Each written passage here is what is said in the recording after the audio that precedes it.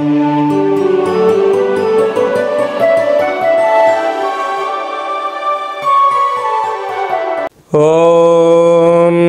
నమః శివాయ. ఓం నమో నారాయణాయ. నరదృష్టి నివారణ కాళభైరవాయ నమో నమః. అక్షరతులాభార నవగ్రహ దేవతాభ్యో నమో నమః. హరి ఓం. మా ఛానల్కి స్వాగతం. చూస్తున్న వీక్షకులకు ప్రేక్షకులకు ప్రియ కాళభైరవ భగవద్బంధులకి స్వాగతం పలుకుతూ, సనాతన ధర్మ సంరక్షకులకు జ్యోతిష అభిమానులకు అందరికీ కూడా హోళికా పూర్ణిమ శుభాకాంక్షలు, అలాగా కొత్త అమావాస్య ఆశీస్సులు. ఎందుకనగా తెలుగు ఉగాది పండగ రావడానికి పాల్గొన మాసంలో శుద్ధ పూర్ణిమ, బహుళ అమావాస్యను ఇటు కొత్త అమావాస్య, కొత్త పూర్ణిమ అని చెప్పుకుంటూ ఉంటాం. కనుక ఈ రంగుల హోళీ కార్యక్రమంలో పాల్గొందాం, సంపూర్ణమైన సకల దేవతల ఆశీస్సులు పొందుదాం. 1/3/2025 నుండి 31/3/2025 వరకు పుట్టినటువంటి వారందరికీ కూడా ముందస్తుగా జన్మదిన శుభాకాంక్షలు. గతంలో వివాహం చేసుకున్న వారికి వివాహ వార్షికోత్సవ శుభాకాంక్షలు. ద్వాదశ రాశుల్లో గ్రహ గమనాన్ని ఒకసారి వీక్షింపచేద్దాం. వృషభ రాశిలో దేవగురు బృహస్పతి సంచార స్థితి, మిథున రాశిలో కుజ భగవానుడు సంచార స్థితి, కన్యరాశిలో కేతు భగవానుడు సంచార స్థితి, కుంభరాశిలో ఏడాది తర్వాత 30 సంవత్సరముల తర్వాత రవి భగవానుడు శని భగవానుడితో కలిపి సంచారం చేయడం. ఎందుకనగా శని భగవానుడు ఈ మార్చి ఆఖరికి మీనరాశిలోకి వెళ్ళిపోతున్నాడు. అంటే రవి శనులు మళ్ళీ అక్కడ తిరిగి కలవాలంటే 30 సంవత్సరముల సమయం పడుతుందని చెప్పి కూడా గమనించాలి. మీనరాశిలో బుధుడు, శుక్రుడు, రాహు సంచార స్థితితో ద్వాదశ రాశుల్లో గ్రహ గమనాలు ఈ విధంగా ఉన్నాయి. మేషరాశి వారికి ఎలా ఉండబోతుందో ఈ వీడియోలో సవివరంగా సంపూర్ణంగా తెలుసుకుందాం. మేషరాశిలో ఏ నక్షత్రాలు వస్తాయనగా అశ్విని నక్షత్రంలోని 4 పాదాలు, భరణి నక్షత్రంలో 4 పాదాలు, కృతికా నక్షత్రంలోని 1 పాదం కలిపితే మేషరాశి అవ్వడం జరుగుతుంది.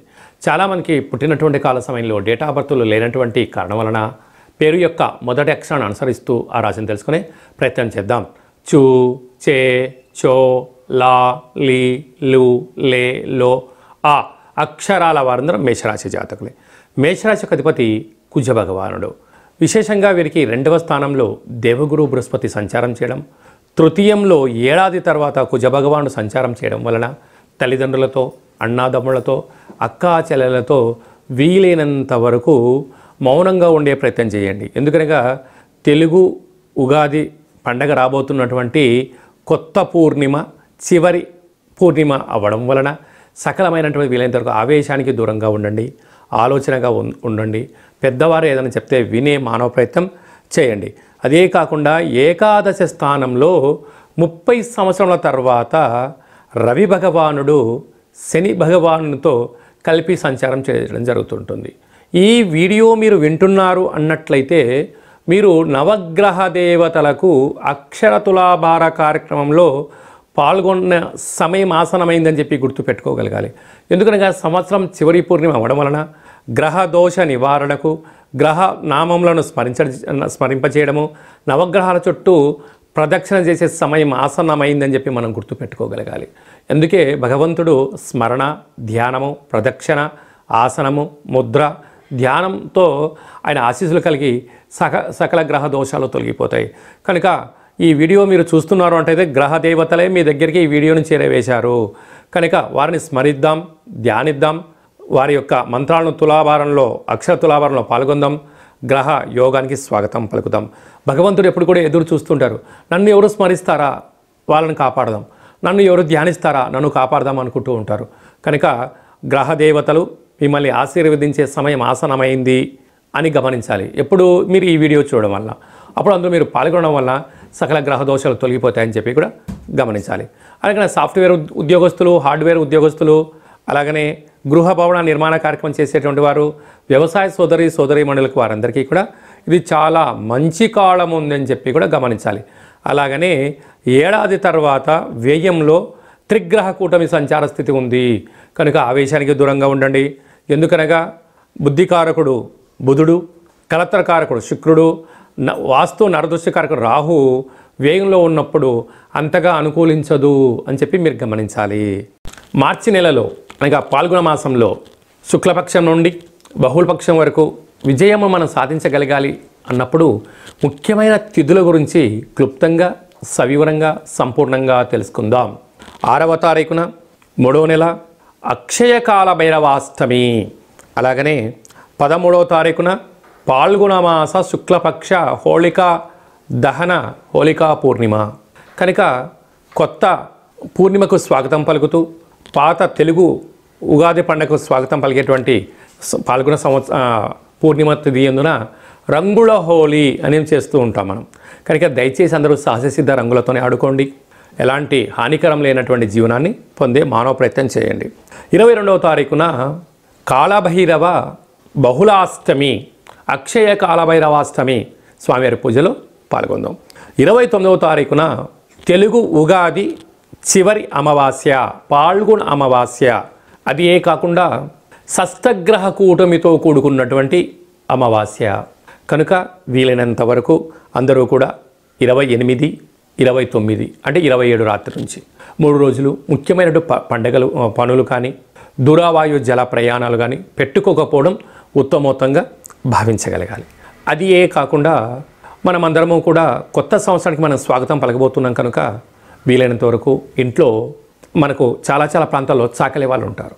వారికి అమావాస్యకు ఒక 2 రోజుల ముందర కానీ వారిని భార్యాభర్తలను కూర్చోబెట్టి లేకుంటే అమ్మాయిని కూర్చోబెట్టి బొట్టు పెట్టి అమ్మాయికి చీరె సారె గాజులు ఇంట్లో పసుపుతో కూడుకున్నటువంటి పదార్థాన్ని వండి ఇంటి యజమానికి వాహనానికి కానీ ఫ్యాక్టరీకి కానీ దిష్టి తీసి వారికి చాకలి వాళ్ళకు ఇవ్వడం వలన చాలా అద్భుతమైన మంచి ఫలితాలు ఉంటాయి. అంటే చాకలి వారిని ఇంటి ఆడపిల్లతో సమానం అంటూ ఉంటాం.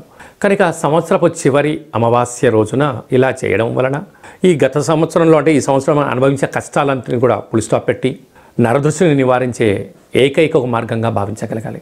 అలా కుదరకపోతే ఈ కింది నెంబర్ మీరు సంప్రదించినట్లయితే మన యొక్క కాళభైరవ స్వామి యొక్క దేవాలయంలో ఇలాంటి కార్యక్రమాన్ని ఆచరింపచేయడం జరుగుతుందని చెప్పి కూడా మీరు గమనించాలి. అలాగను ఈ తెలుగు ఉగాది పండుగకు వీడ్కోలు పలుకుతూ కొత్త ఉగాది మనకు నూతన తెలుగు సంవత్సరానికి స్వాగతం పలుకుతూ ఇంకనూ విజయం సాధించాలి అన్నట్లయితే ఈ యొక్క పాత్ర కంచు పాత్ర. అంటే అందుకే కంచు మోగినట్టు కనకము మోగదు గదరాసుమతి అని చెప్తూ ఉంటారు.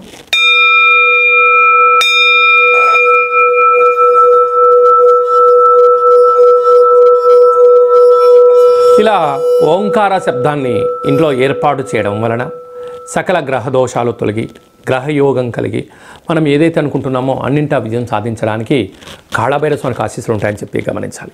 మనిషి శరీరంలో మూలాధార, స్వధిష్టాన, మణిపూర్వక, విశుద్ధ, అనాహత, ఆజ్ఞ చక్రాలు వికసించేసి ఈ యొక్క ఆవేశానికి దూరంగా ఉంటూ ఆలోచనకు దగ్గరగా ఉంటూ విజయ పతాకానికి స్వాగతం పలుకుతాడు అని చెప్పి కూడా గమనించాలి. ఈ కాళభైరవ స్వామి అక్షయపాత్ర, అలాగనే పిరమిడు, డాలరు, కంకణము మీకోసం ప్రత్యేకంగా కాళభైరవ హోమము చేయించి 20 రకాల వస్తువులతో దిష్టి తీయించడం జరుగుతుందని చెప్పి గమనించాలి. కనుక మనం అందరం కూడా కలియుగ కాలంలో ఏదైనా సాధించాలన్నా, శాసనం చేయాలన్నా, సాధించాలన్నా కాళభైరవ స్వామి స్మరణ చాలా అవసరం అని చెప్పి గుర్తు పెట్టుకోగలగాలి. అలాగనే మనము ఆదిత్యాయ సోమాయ మంగళాయ బుధాయ చ గురు శుక్ర శనిభ్యచ్చ రాహవే కేతవే నమో నమః అని చెప్పుకుంటూ ఉంటాం మనం. కనుక నవగ్రహ దేవతలే ప్రధానమైనటువంటి మనకు మూలాధారం. ఆదివారం పూట సూర్యుడు, సోమవారం రోజున చంద్రుడు, మంగళవారం రోజున కుజుడు, అలా శనివారం రోజున శని భగవానికి స్మరణ ధ్యానం చేస్తూ ఉంటాం. వారి యొక్క ఆశీస్సు మనం పొందడం కోసం ప్రతిరోజు ఒక 5 నిమిషాలు సూర్య నమస్కారం చేసిన తర్వాత ఆ యొక్క నామాలను ఒక 27 సార్లు రాయడం వలన ఆదివారం సూర్యగ్రహ దోషం ఉండబడిన వారు రాసి మాకు వాట్సాప్ పంపించడం, అంటే ఎవరికైనా రాయాలి అనుకుంటున్న వారందరికీ ఈ యొక్క పత్రాలను తమకి వాట్సాప్ ద్వారా కానీ కొరియర్ ద్వారా అందజేయడం జరుగుతుంది. ఆ నామాలను రాసి తిరిగి మాకు వాట్సాప్లో పంపిస్తే ఆదివారం రోజున రవిగ్రహ అక్షర తులాభార కార్యక్రమాన్ని ఏర్పాటు చేయడం జరిగింది. సోమవారం పూట చంద్రభగవానునికి అక్షర తులాభార కార్యక్రమం చేయడం జరుగుతుంటుంది. అలాగే శనివారం రోజున శని భగవానునికి మనం రాసినటువంటి నామ అక్షరాలతో అక్షర తులాభార మహోత్సవం ఏర్పాటు చేయడం జరిగింది. ఎందుకనగా భక్త ప్రహ్లాదుడు నిత్య దైవనామస్మరణ చేయడం, అలాగే నారద మహాముని, ఋషులు, యోగులు వారందరూ అతీంద్రియమైన శక్తులు సంపాదించడానికి దైవనామ స్మరణ ఎంతగానో వారిని కష్టాలను దూరం చేసి ఐశ్వర్యం దగ్గర చేసిందని చెప్పి మనకు ఇతిహాస పురాణాలు కూడా చెప్తున్నాయి. కనుక మనం కూడా అక్షర తులాభారంలో పాల్గొందాం, గ్రహదోషాలను తొలగించుకుందాం, అనుకున్న విజయాలను, ఆయుష్ను, ఆరోగ్యాన్ని అన్నింటా ప్రసాదించాలని నవగ్రహ దేవతల్ని వేడుకుందాం. కనుక మనమందరము కూడా 7 రోజులు 9 గ్రహాలకు ఆ యొక్క 27 సార్లు, అంటే నక్షత్రాలు 27 ఉంటాయి కనుక 27 సార్లు రాద్దాం, తులాభారంలో పాల్గొందాం, భగవంతుల ఆశీస్సులు పొంది అనుకుంటున్న అన్ని విజయాలను సొంతం చేయాలని గ్రహదేవతలను కూడా కోరుకుందాం. అలాగనే మీ వ్యక్తిగత జాతకం తెలుసుకోవాలనుకుంటున్నారా? మీరు పుట్టినటువంటి తేదీ, నెల, సంవత్సరం, సమయం మీరు రాసి పంపిస్తే 100 సంవత్సరాల జాతకాన్ని రాసి పంపించి మీరు పుట్టినప్పుడు గ్రహ గమనాలు ఎలా ఉన్నాయి, రాబోయే కాలం ఎలా ఉండబోతున్నాయి అనే సవివరంగా సంపూర్ణంగా తెలియజేయడం జరుగుతుంది. చాలామందికి డేటా బర్త్లో లేనటువంటి వారికి మీ పేరు యొక్క మొదటి అక్షరాన్ని అనుసరిస్తూ ఆ రాశి యొక్క స్థితిగతులను తెలియచేస్తూ రమణ శాస్త్రం ద్వారా అనగా గవళ ద్వారా కాళ్ళ భైరవ ఉపాసన చేత భూత, భవిష్యత్, వర్తమానాన్ని తెలియజేయడం జరుగుతుంది. కనుక వ్యక్తిగత జాతకం తెలుసుకుందాం, సంవత్సరానికి వీడుకోలు పలుకుదాం, కొత్త సంవత్సరం యొక్క ఆదాయ వేళ ఎలా ఉందో తెలుసుకొని జీవితాన్ని అంధకారంలో లేకుండా వెలుగులో పొంది అద్భుతమైన జీవితానికి స్వాగతం పలికే మానవ ప్రయత్నం చేద్దాము అనేటువంటిది చేసి మనం ముందుకెళ్దాం. కనుక వ్యక్తిగత జాతకం తెలుసుకోవాలనుకుంటున్న వారందరూ కూడా ఈ కింది ఫోన్ నెంబర్ ద్వారా ఆన్లైన్ ద్వారా కానీ, ఆఫ్లైన్ ద్వారా కానీ, వాట్సాప్ ద్వారా కానీ సంప్రదించి అపాయింట్మెంట్ తీసుకొని సంప్రదించగలరు. అందరికీ శుభం, జయం, లాభం కలను కోరుకుంటూ ఆశీర్వచనం. ఓం శతమానం భవతి శతాయు పురుష సతేంద్రియ ఆయుష్యేవేంద్రియే ప్రతిష్టతి ధనం ధాన్యం బహుపుత్రలాభం శత సంవత్సరం దీర్ఘమాయు సర్వే జనా సుఖినో భవంతు లోకా సమస్తా సుఖినో భవంతు సర్వం కాళభైరవ దేవతార్పణమస్తు. హరి ఓం. ఈ వీడియో మీకు నచ్చినట్టయితే లైక్ చేయండి, షేర్ చేయండి. అందరికన్నా వీడియోలు మీరు ముందుగా చూడాలనుకుంటున్నట్టయితే మా ఛానల్ని సబ్స్క్రైబ్ చేసుకోండి. ఈ భగవద్బంధులకు మీరు ఎవరి క్షేమాన్ని అయితే కోరుకుంటున్నారో, మీ క్షేమాన్ని ఎవరైతే కోరుకుంటున్నారో వారికి ఈ వీడియోను ఫార్వర్డ్ చేసి భగవంతుడి యొక్క ఆశీస్సులు పొందగలరు.